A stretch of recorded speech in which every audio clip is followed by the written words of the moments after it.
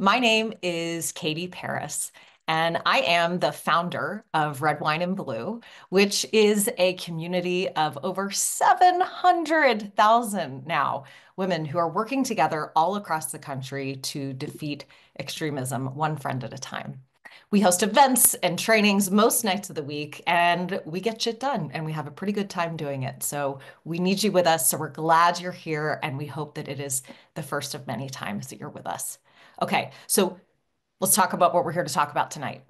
2 years, exactly 2 years ago today, the Heritage Foundation announced Project 2025. Today, it's clear that it's no longer just a blueprint.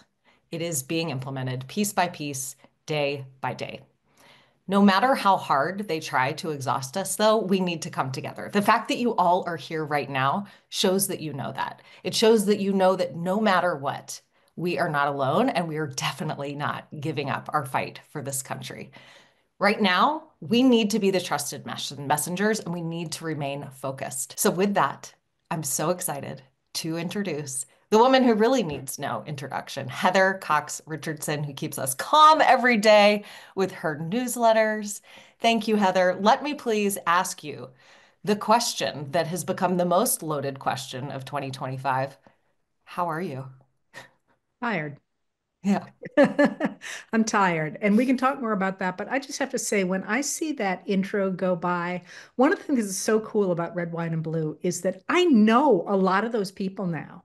And, one of the things that we hear so often, especially from traditional media, is that people are isolated and people aren't gathering together. And I always say right out loud, not just under my breath, that's because you're not in the right places. And I was actually at a meeting the other day in which I said it was a meeting of men and women both around a table. And I said, women are organizing online.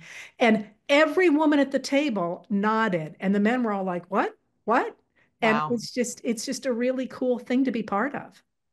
So welcome everybody. This is a good place to Yes, be. Good people. We have fun, and I'm always thrilled to do these things. we're always thrilled to have you. All right, so I've got to take us back for a minute to last summer. We had our first event about Project 2025, and it was due to all the demand we were hearing from our communities to arm people with what is this thing? What can we do about it? It was last July. We had about 40,000 friends join us on one of these Zooms. And at that point, 70% of voters had no idea what Project 2025 was. Within about a month of that, we really changed that. We helped get that number down to where today about 13% of Americans don't know what Project 2025 is. But, despite raising the recognition of what Project 2025 was, despite the fact that it was deeply unpopular, majorities of voters across the board rejected it, he still won. So now that he's in office, Heather, why is it still important to keep talking about Project 2025 and fighting this in particular? Well, all right. Just to be clear about people not liking it, once people knew, an NBC News poll showed that once people knew about Project 2025, only 4% of Americans liked it. 4%. That means 96% didn't like it or Yeah. didn't really have an opinion about it, but it was wildly unpopular. And you remember that Trump ran away from it and said, "Oh, I know nothing about those people," and so on. But in fact, one of the key authors of Project 2025 is Russell Vogt, who is now Donald Trump's director of the Office of Management and Budget. And what we have seen is that many of the pieces coming out of the Trump White House, exactly as Vogt said before the election, were being written by the people involved in Project 2025. So we're seeing it implemented, and it dovetails with a lot of other things as well. Not only Project 2025, which we'll talk about, but it dovetails with what the broligarchs in the tech industry are trying to do, and it dovetails in many ways with what Stephen Miller and the people who are attacking immigrants want to do. So it's very much part of our lives, even if you think that it was something from before the campaign or before the election. It's still with us, and we are starting to live it. And that's a really frightening thing. Heather, to me, it's so striking that Donald Trump won this election, yet the agenda that we did all learn about was so deeply unpopular. It reminds me that today, yes, we are still the majority. Americans reject this agenda. This is not who we are. But yet he won the White House. So what do we need to do going forward? The way I look at it, Project 2025, it broke through the noise. It sort of became this electric thing folks started to know about. Maybe there was some disbelief that it would actually happen. And maybe still there is some disbelief that this is actually happening because people live in these filter bubbles and are not necessarily getting all of the information that they would be if they were reading your newsletter, for example, every day. But to me, it seems like there's an opportunity to break through because there is so many issues. But if we can give it this container of Project 2025 and connect the dots somehow, that there could be real power in that. What have you found from communicating about it through your newsletter? Well, I think you've put it exactly right. I think that the reason people reacted as they did to Project 2025 is because it was a container that said, hey, all this stuff is going on. But it was so extreme, the idea of creating this super strong president and gutting the entire US government and education and, and business and all the pillars of American society that people didn't really think it was going to happen. It sounded like scare tactics. And you, in fact, heard that, I assume. I certainly Yeah, got it in my emails. all the People time. saying, you're exaggerating. They'll never do that. Well, now, of course, we're sitting here watching it happen around us. And to put all this in another bucket and to see where Project 2025 sits in what's happening right now, I think it's important really to accept something that took me a long time to accept. And that's that the goal of Project 2025 and the goal of the people I just called the tech oligarchs, the Elon Musks and Peter Thiels and so on, is literally to destroy a modern America.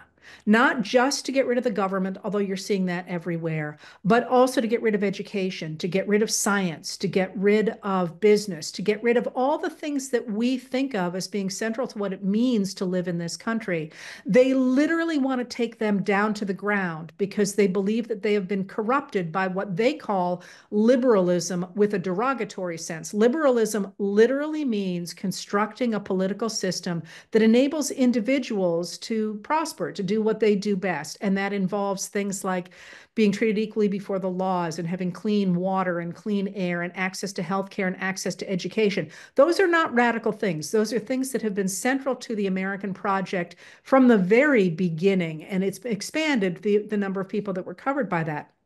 They literally believe that has destroyed the country, that that's a bad thing. And this is why they're telling you, for example, that the economy used to be bad under Biden. It wasn't. It was the strongest economy in the world. That's why they're talking about how our healthcare system is poisoning us. In fact, we had the best healthcare system in the world. They want to destroy that and replace it with an entirely new system. And the people who are behind Project 2025 want that to be based in Christianity. They are trying to impose a theocracy on us. And just today, the person who was in charge of putting together Project 2025, the head of the Heritage Foundation, published an article and I believe it was in Signal magazine, that said, now that Donald Trump is president, we can get back to the idea that America is a Christian nation and start reinforcing Christianity around the country and getting rid of all that horrible secular stuff we had before.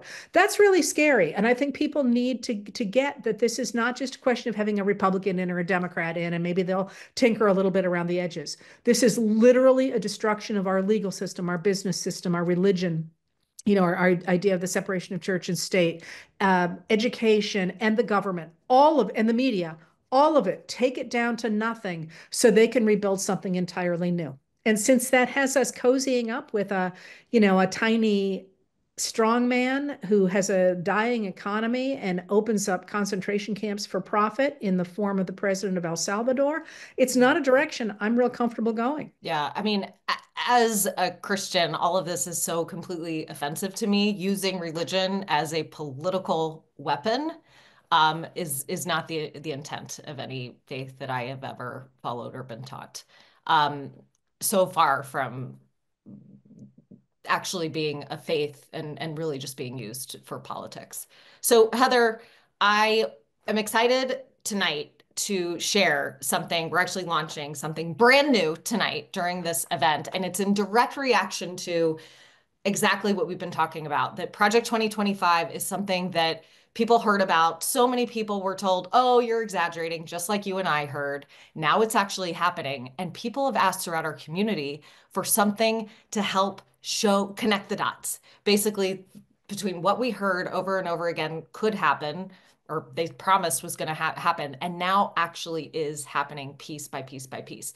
And so we saw various trackers online that were sort of not very digestible, weren't differentiating sort of the big picture from the tiny minutia and details. And we wanted something for our community that really covered the big issues that our women are most focused on, most impacting our families and our communities, and also to include with it additional tools about how is this impacting where I live, and also what can I actually do about this. So I'm not just, we're not doom scrolling. We are connecting with one another and we are taking action. And this is an action we heard that folks wanted to take. We had multiple organizers from our team say, this is what women want. So our team pulled together, led by Rebecca on our team, and did all the research, working with researchers who do this stuff professionally. And we put together just an incredible resource. Julie, I think, or Drew, if you want to drop that into the chat while we've got it paused so people can see, this is the new Project 2025 tracker.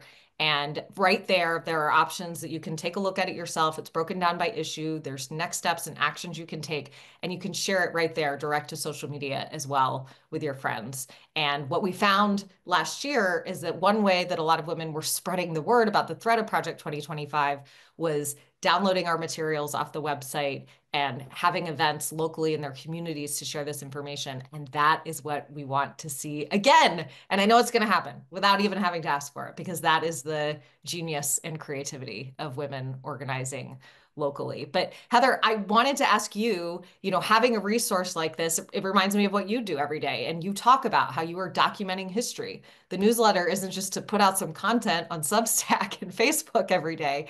You are participating in a historical project here. We're going to be updating this regularly. Why is it so important to So, document throughout history like this as well, an so American? this tool that you have just produced, I really like because I feel like there's so much stuff coming at us all the time that isn't connected.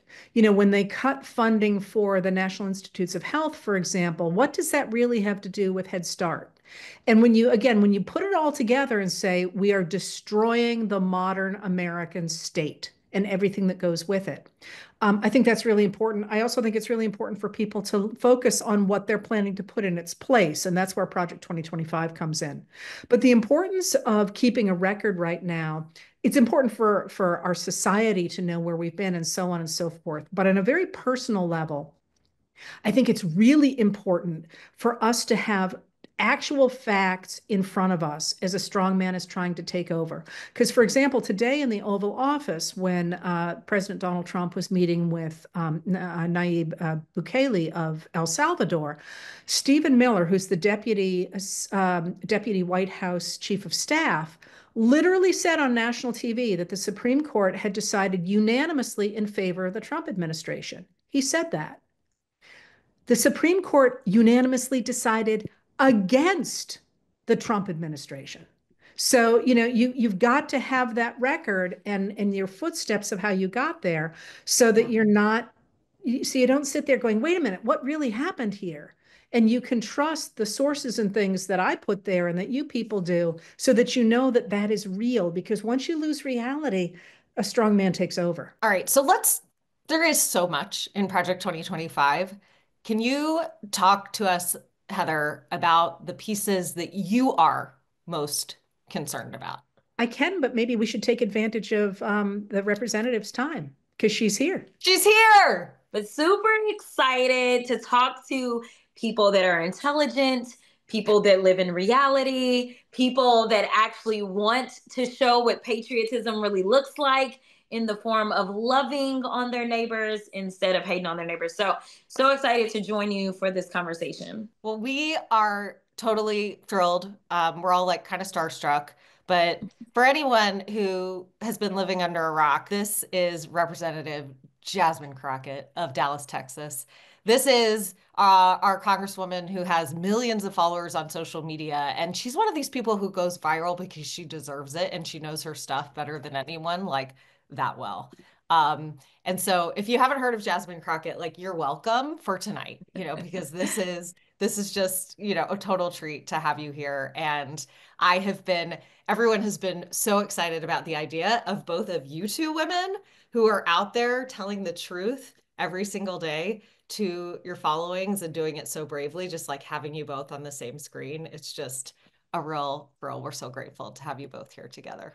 Well, if I can throw something in, the Yeah. reason that I watch virtually everything that you do, Representative, is because you remind me very much of two other brilliant people I know who shape space by the way you make arguments. You can tell you've spent time in a courtroom, but what you do that they don't, I mean, you shape that space incredibly intelligently and leave people in the dust, but then you code switch and undercut them as well. And I don't think I've ever seen anybody code switch as well as you do for such important rhetorical and political effect. So if you have not watched Representative Crockett, you really should. And if anybody wants some ideas, I have a couple of favorite videos. I appreciate that. And I appreciate both of you. And literally, just to kind of comment on that, just briefly, when you talk about like my style, I tell people as we just had the new crop of freshmen come in, I tell them that you've got to find your own legislative legs and that you have to be you. And authenticity is what comes through.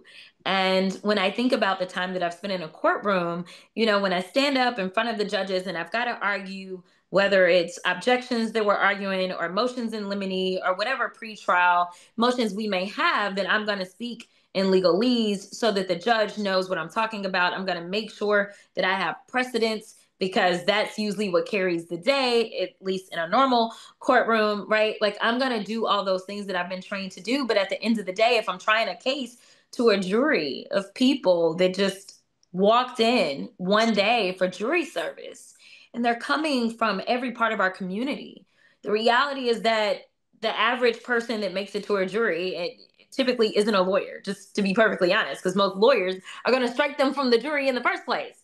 So when I talk to a jury, I talk to them in a way in which I feel like they can understand. But when I'm sitting in Congress and I've got 5 minutes, I've got to make sure that I understand who my audience is, which it's not just my colleagues who a lot of times are ignoring the arguments that I'm making. And I'm trying to make arguments that they should be able to follow. But also as the people sitting at home, the people that I represent and those that I don't represent. And I want them to understand what it is that I'm talking about.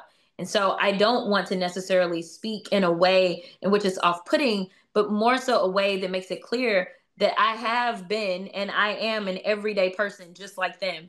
I just happen to have this as a job right now. How would you translate that into advice for women who are watching on this Zoom and feeling like, just kind of overwhelmed by all the noise, all the chaos, wanting to be able to connect with people who they know about their concerns about what's going on and finding ways without pulling out their hair and screaming their heads off, but you have this way, exactly as you said, you're authentic, you're relatable. Like, can you just give advice to other women who may not be members of Congress, but who really care a lot too? Yeah, so the first thing I'll say is that if you are not a member of Congress, you are absolutely a lot more influential than the average member of Congress. And you need to harness that power. You need to recognize that there is this off-putting kind of thing that happens with me, right? If I'm trying to reach someone who's not necessarily on the same side of the aisle as me, then it is off-putting because they just look at me and all they hear or see is Democrat before they even listen to anything that I have to say.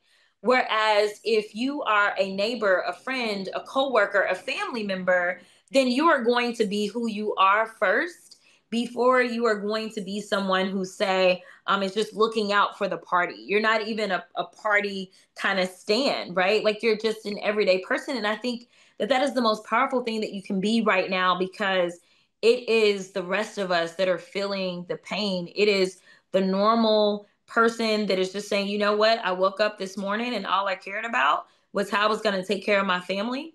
And that's it. Like nothing else really fazed me, but how I was going to take care of my family. So that means, do I have work? Is this work that is valued? Am I going to be paid a fair wage for my work? Am I going to be able to provide food as well as shelter for my child? Will my child have access to healthcare? Will my child have access to an education? Or for those that are even living in that kind of squishy generation where you're having to be a provider for not only your child or your children, but also for your parents, your aging parents, right?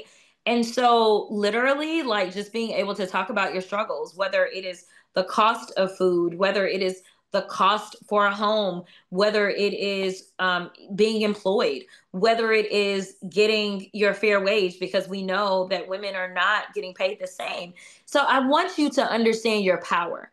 You can't really begin to flex it until you believe it and understand that it exists. So, let me just tell you, you have so much power because people are caught off guard by you, because they don't look at you as just a politician. They look at you as someone who already has a level of rapport that honestly the rest of us have to build and create to get people to listen to us. So that's number one.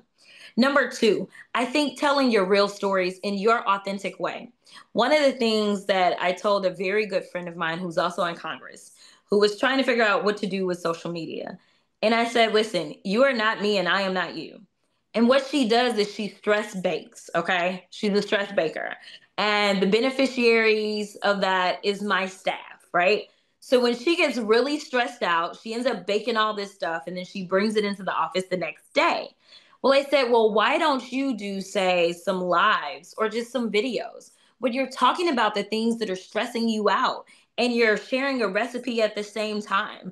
I was like, those that are cooks or those that are interested in seeing what you cooking, then they will pay attention. But for me, that is not going to work because I am not a cook, sis. So I think that people need not be afraid to be who they are. The fact is, you're right. Like, I don't really see very many politicians that are necessarily like me, but I haven't tried to be anything that I'm not. And so that's what I would say is be your very real self. If you are, loud and abrasive, that's fine. Go ahead and do that. Like, just be true to who you are and understand that there is power in your voice. And the final point that I'll make is that we have to say things in sound bites, as terrible as it may be. You don't know how terrible somebody's attention span is. But as we have kind of joined the TikTok age, and as it used to be the microwave age of times, just understand that they may not be able to listen to your entire story. So the thing is, you want to draw them in and get to kind of the most devastating part of your story first. And then if they ask more questions, then that allows you to kind of further elaborate. I unfortunately learned today as I was doing an Instagram live. I was talking to a gentleman who had gone to Capitol Hill, and he was there because it is Black Maternal Mortality Health Week. And he went to tell the story of his wife and his wife's unfortunate and preventable death, that now has him with two children by himself because she was ignored. And I wanted to tell him how great he was and that kind of stuff. And then he tells me that his wife actually interviewed me when I was in the state house. And he shows me a picture of the flyer of our interview. And I say that all to say that everything that's happening right now, it's not happening in a vacuum to other people. It is happening to all of us in one way or another. I think that that's what's been so powerful about the Find Out movement is the people that were okay with harm happening to other people and now realizing that it's happening to them too. I think the better we are able to connect the dots, that this harm is not going to be limited to Democrats or to Black people or to straight people or, non-straight people or, like letting them understand that there is this kind of underlying base that connects us. And that's what's truly great about us.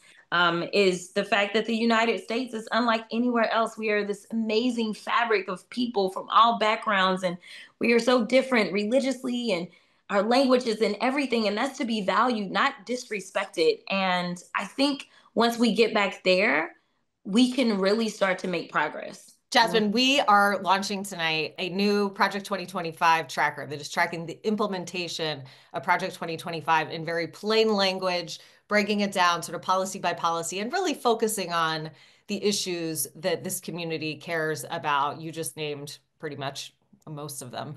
And also giving people ways to understand how it's impacting their states and local communities. And then most importantly of all, how to fight back. And just when you think you have been speaking about Project 2025 since the beginning, Heather and I were talking about how, it wasn't so long ago that people were saying, that's not going to happen. Come on, you're exaggerating. And now this is what we're seeing. Why is it so important to continue to speak about Project 2025 to our friends, to our families, in our communities right now? It's important to keep talking about it because as soon as they feel like they've gotten away with it and that they can do everything in the dark, then that's exactly what they will do. Right now, it's like we've put like a microscope on the things that they're doing. And that's what they hate the most, is when you have an informed electorate. And the more informed we are, again, so many of these things, I don't think that they're Democratic, Republic, or Independent. It's literally right versus wrong. It's good versus evil that we are dealing with. And one of the reasons that they did not want to embrace Project 2025 is that all the numbers showed that universally it was disliked. So what did Donald Trump say? He said, oh, no. I don't know what that is. I mean, no. I have nothing to do with it. And who does he go and put over OMB? Oh, just one of the authors of Project 2025. Like, who does he put into all these positions? Like, Project 2025 super fans and or writers, right? And literally they are going through and they are decimating. When we talked about, oh, they're going to get rid of the Department of Education, and Republicans are saying, no. I mean, that's not going to happen because we in Congress, we have to vote for it. Well, it seems like y'all vote for whatever he tell y'all to vote for, number one. Number two, it seems like y'all haven't checked in with your boss to let him know that we've got to vote on it. And number three, you have decided that if I can't do this the very legal way that I'm supposed to, which is putting it on the floor and making sure that there's a vote, I am just going to starve it of resources. And that's what we see. We see, those loyal civil servants that are being fired. I mean, who would have ever thought we would be in a situation where our federal government would be fighting in the courts, arguing why we should be able to fire civil servants? Like, that seems like an oxymoron to me, right? Like, because the federal government used to be one of the safest jobs that you could have. It was the safest thing you could do, right? Is work for the federal government. And you knew chances were you could live a middle class lifestyle and you would have a good retirement and there would be stability. You wouldn't have to deal with all of the wackiness of, say, the market, right? You wouldn't have to deal with that. You would be shielded. And now it is like, truly, if somebody did a survey, it obviously would be the worst place to work in America. So what we have to do is make sure people understand, because what we see is that as we've had these special elections, no special election has swung any less than 15 points. And so we are swinging these elections by educating people on this very unpopular policy that they are implementing, from getting rid of the Department of Education to doing things such as Schedule F, which is all about making those federal employees like only the loyalists. So the only people that will be there, this is why we have an attorney general that seemingly, and y'all can correct me if I'm wrong, because I've been a little busy, but I know that I saw that there was a terrible thing that happened at the governor's mansion in Pennsylvania. Terrible. I don't really care whether we're talking about a Democratic governor, Republican. I don't really care.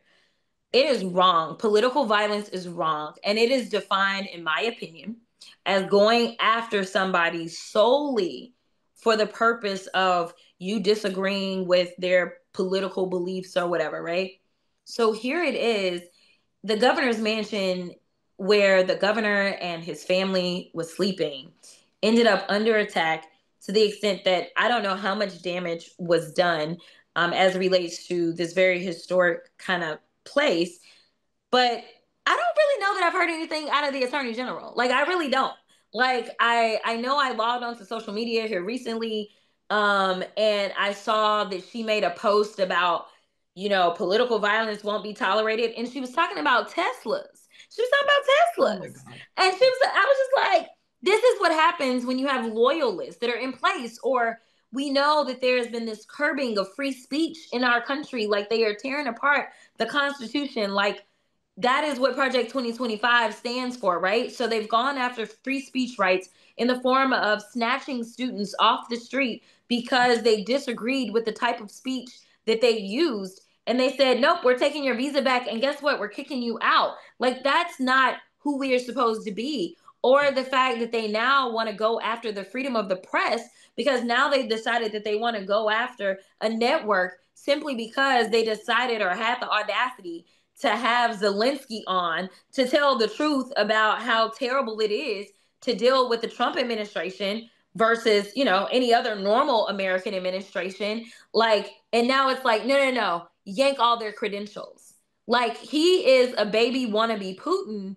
And that is what the game plan is for Project 2025, is to not have any resistance, to only have loyalists, to consolidate power within the executive branch, which that started before he was elected when they ended up giving him the level of immunity that he got, immunity that was never needed by any other president until we ended up deciding that we were going to have a criminal in chief. So, like, it is important that people understand that democracy does not stand in and of itself.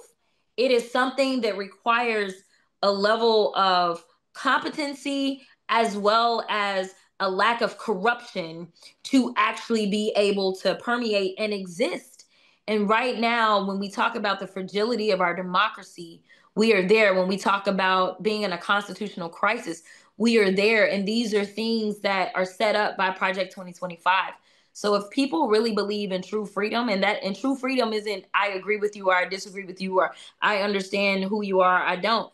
True freedom is literally being able to live whoever you are, free to say what you need to say so long as you're not hurting anybody, free to go and get jobs wherever you need to be able to do that, free to go and get an education and go as far as you need to go with that, free to love who you want. Like, that is what freedom really stands for. And right now, they can talk about being patriots, they can talk about freedom, but they have no idea of what that really looks like. We are very focused on acting locally at Red, White, and Blue. And one thing that I hear people thinking about is like, or I hear them saying often is like, well, we had a couple special elections, but now we got to wait till 2026 to do anything.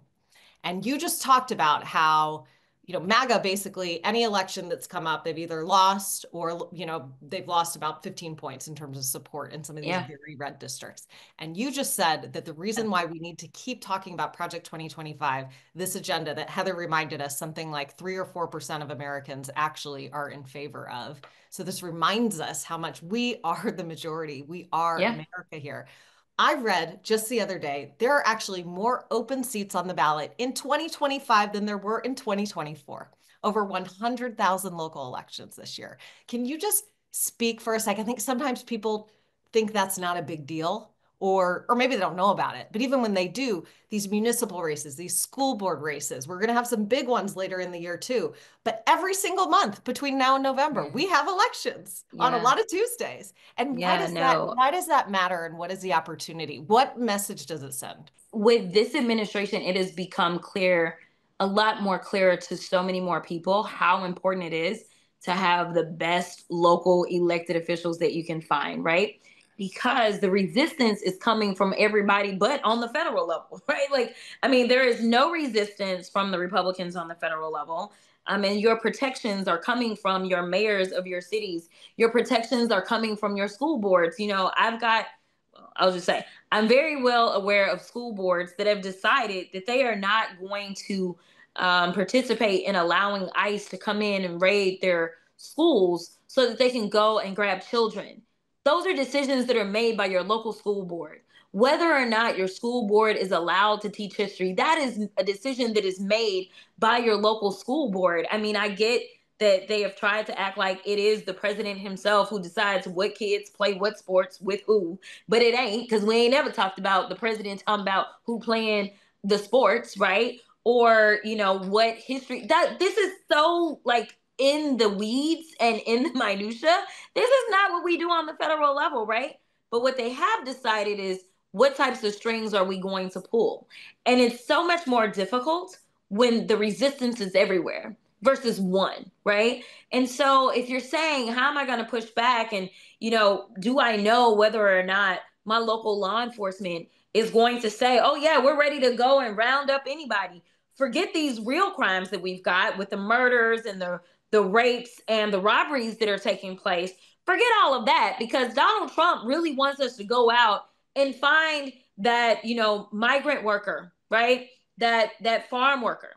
Like that's who they want us to go and round up, or that construction worker, the one that is making sure that you can have a roof over your head. Yeah, we're going to send our local law enforcement. So it is the city council. It is your city government that decides what it is that your police department is going to do or not going to do, and where their priorities are going to lie.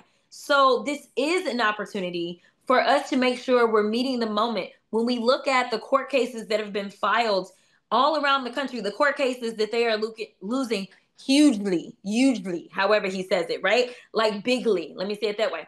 Those court cases, it's the attorney generals around this country, those state AGs that are filing the vast majority of those cases and winning and fighting back against the administration. So no, don't believe that you have to wait until the midterms. Let me tell you, the fight is on. And listen, I know that it is daunting to think about running for office, especially in this moment.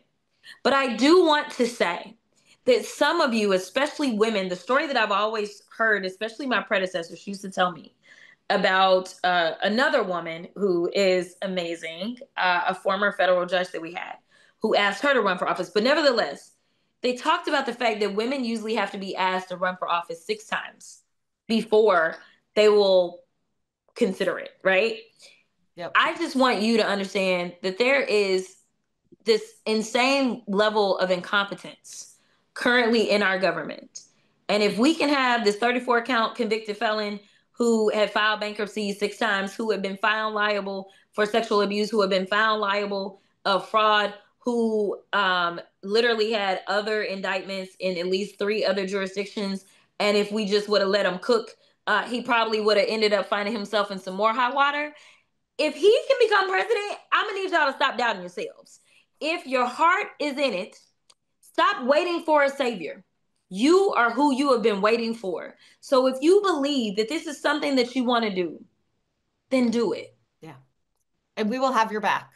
Everybody on this Zoom call will have your back. And I don't know, it's getting hot in here. I'm getting excited, Jasmine. I think you're going to be inspiring a whole lot of women. We're going to be having a whole lot of new Jasmines following your footsteps today.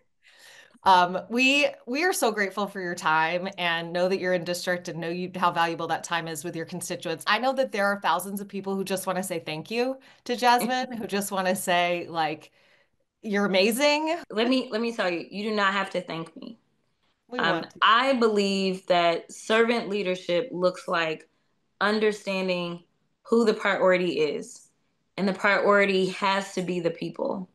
And so as you're either going to go out and be the candidate or you're going to go out and seek the candidate, just know it is so important that we keep the eye on the prize, and the prize will always be the people. If we can do that, everybody wins. Everybody wins. And so I know you mentioned earlier the distractions, and it has to be us that keeps everything clear-eyed. We can't allow the distractions to kind of get us lost in the sauce. For so many people, especially when I go out and I talk about the various things that we allowed them to distract us with and divide us with. One of the things that I tell people all the time is that, tell me what that had to do with the things that matter in your life, whether it was the trans kids, right? Tell me if they're the ones that are firing y'all from y'all's jobs right now. Tell me if they are the ones that are threatening to take the Medicaid, the Medicare, or the Social Security. Tell me how that impacts. And it's not that I'm the type of person that tries to convince people that they have to see the world the way I do. And I think that's where we kind of get lost, because we want to say this is only right. This is civil rights. This is what we should do, right? But we ain't got time to convince people of our position.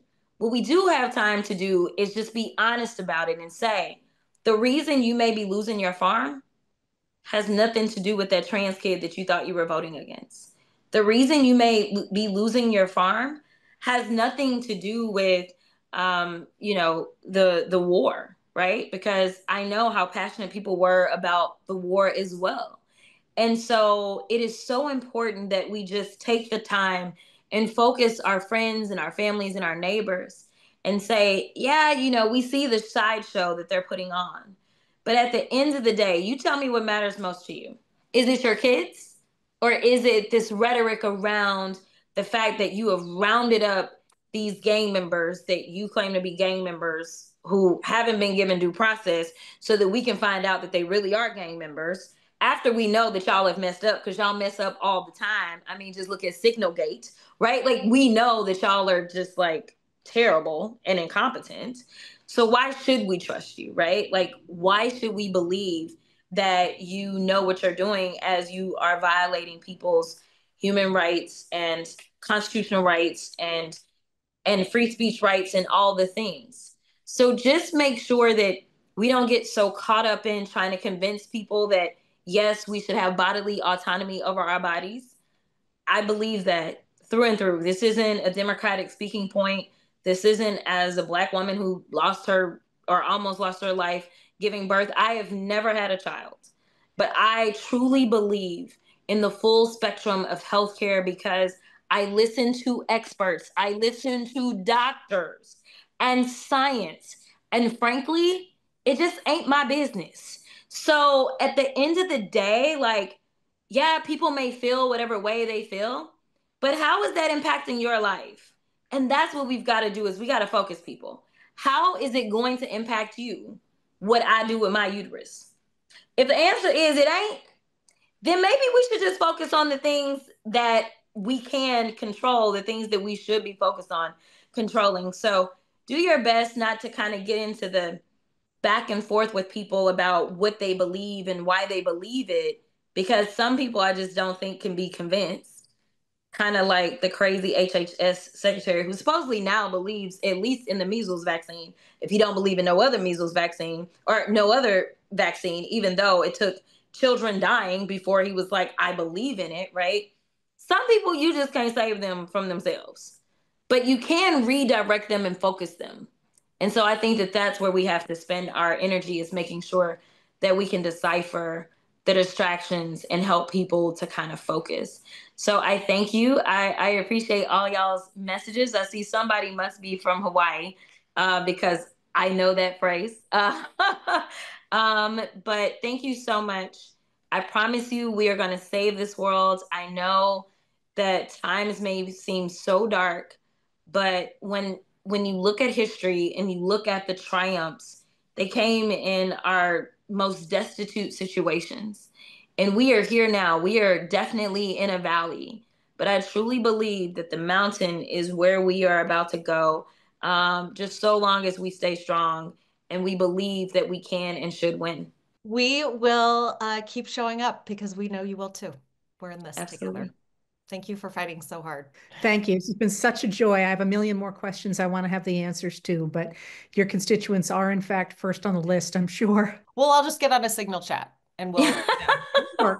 I would actually love that. Sounds good. Thank you so much. Thank you, Congresswoman. Heather, she does have an unusual talent. And I think about it must be fascinating for you, who is writing the newsletter every day, sort of interpreting at sort of those deepest levels, and to see her communicate out through a different platform. Are you often seeing echoes of what you're observing and writing about?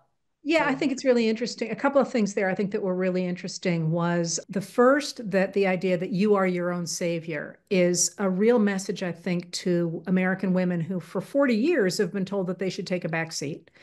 And that's something that I think is really important right now. But also the way she talked about servant leadership, because of course we're seeing the exact opposite right now. But our great heroes have always been those who practice servant leadership, and that I think is what we're seeing a lot of.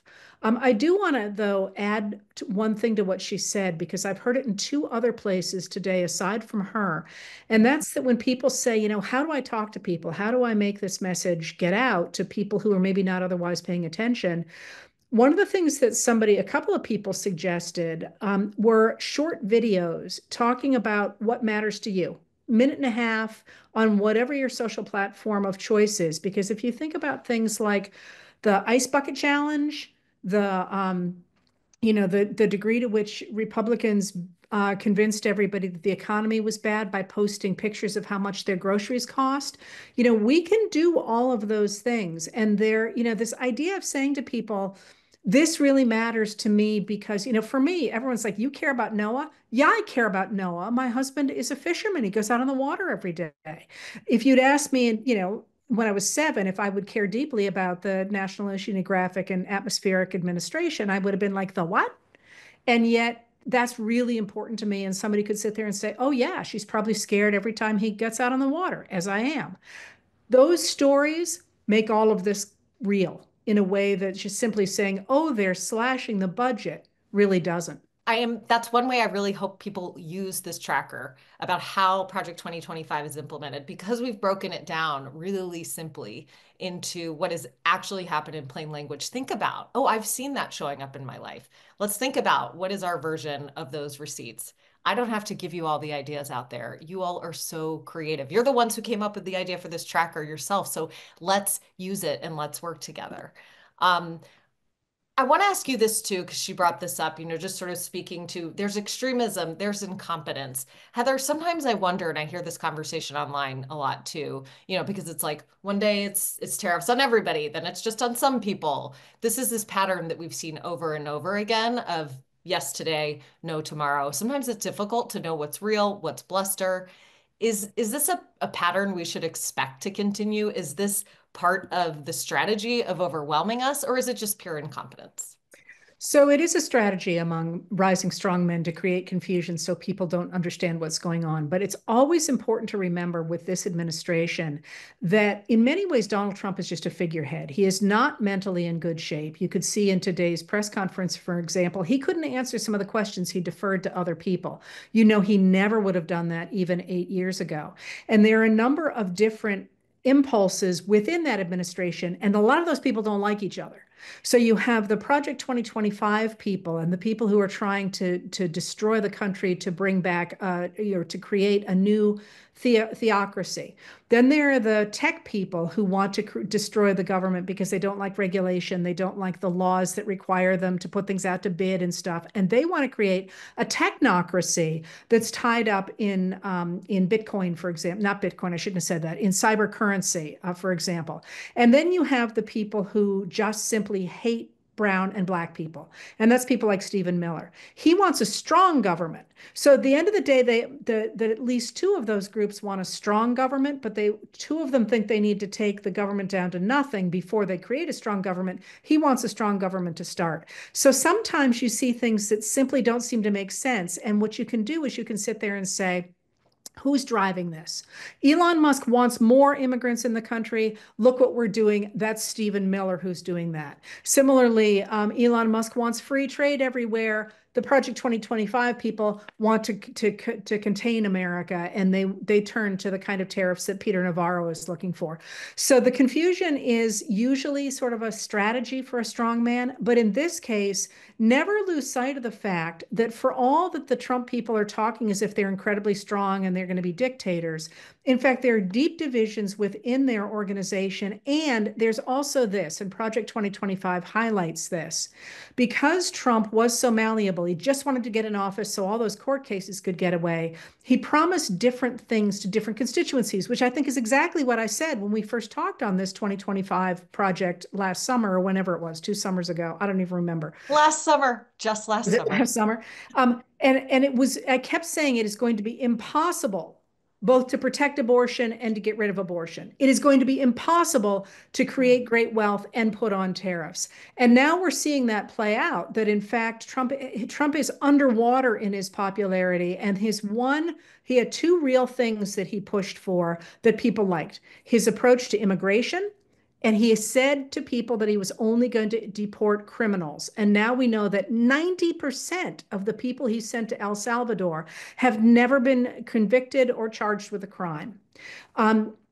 Convicted anyway. You'd have to check the Bloomberg article about that came out yesterday, make sure they weren't convicted. I mean, weren't accused, but 90% of them have no criminal record. That's the way to put it. So you have him weak on that, and now you also have the economy. So many people said, I don't like this, I don't like that, I don't like that, but I love that he's going to be so good for the economy. The economy is already in terrible shape because of these tariffs and because of his being all over the map with everything. But remember, they haven't kicked in yet. So the fact that people are unhappy now, just over the threat of them and over they're starting to see that people are starting to put tariffs on things, and that Americans are going to be the ones paying for them. Finally. When these things go into effect, and what he did by taking some of them off was he took them off from countries we don't do a lot of trade with, but raised them on China. That's now 145% tariff on Chinese goods coming into America. And that's basically, all your household goods at places like Walmart or, at most department stores, places like that are now going to be prohibitively expensive. And that's going to hurt as well. So when people are like, it's over, which I see all the time now, he's won, it's over. We're in really bad shape because of the attacks he's making on business, on the courts, on education, and so on, especially right now in the courts. But this is not over. And it's really important to remember how much power the 96% of us have, and how much power we have both to run for office and to help people run for office and to change the public conversation. Because really, between now and the next, I keep pointing to September, is going to be the crucial time. And we do have, as Jasmine described, an enormous amount of power as trusted messengers in our communities. And some of these elections come down to one vote. I mean, dozens of votes. We have an enormous opportunity to protect our communities and also to send a really loud message about where the majority of Americans actually stand. Heather, you have been, some of your newsletters, you have been sharing a few things that have been giving me hope. You just spoke now about the various factions within the coalition that Trump relies on and why we're seeing so many conflicts within it. And those fissures do create opportunities because we're much more unified in our opposition right now to what's going on and painting a vision for the country we actually want. What is giving you hope right now, whether it is, seeing certain people speak out you'd never expect, or everyday Americans getting together like we are right now? What's giving you hope right now, Heather? Well, I do take hope from the sorts of divisions that I see, but mostly, as usual, I take it from the American people. And what happened on April 5th, I thought was really fabulous because people turned out in, numbers between 3 and 5 million people. That's between 1 and 2% of the American population. And every political scientist will tell you that when you get about 3.5% of a population in the streets, you create incentives for the government to change its, what am I talking about? Regime change. There's a lot of things coming together. We have spring coming, which is always a hopeful season, and we have the summer when people will be out protesting. And that's going to matter, especially for people like you and me, Katie, because one of the things that everybody is talking about is the concern that the president will invoke the Insurrection Act of 1807 on April 20th. In fact, what his executive order said was that the Secretary of Defense and the Secretary of Homeland Security should report to him by then whether or not he should use it for controlling the southern border. Now, there's a lot of things going on the southern border right now that are very disturbing, but the president could use the Insurrection Act without advice from the Defense Secretary or the Homeland Security Secretary. So that's always there. But it's going to be a lot harder, as Representative Crockett was saying, for the vast majority of Americans who support Trump to look at people like you and me and say we're terrorists. And so the more older, white, female, but men, we'd love to have you with us. People we can have out there in front of the cameras protesting this, the more effective it will be. And, it's time that we stepped up and gave some shield to some of the people who have been doing so much work in the past. So, I look at that and I think, listen, nobody likes where we are, but we must push back because where we are going is significantly worse. And I think there are a number of us who have been in situations in our lives where we've, as a friend of mine said, it's like going to the dentist and having some root canal work done. You don't want to do it. It's going to suck, but you have to do it because on the other side, you're healthy again. And that's what we need to do is build a new, healthy United States of America that does not just getting us back to where we were 100 days ago, but that gets us back to where we could have been if the last 40 years hadn't been spent moving, more than $50 trillion from the bottom 90% to the top 1%. And you know what, Heather? It doesn't suck spending time with you and all of everyone who's with us on this Zoom tonight. I mean, like us getting together, us resisting together, standing up in opposition, using our voices, it tells me that I'm not alone.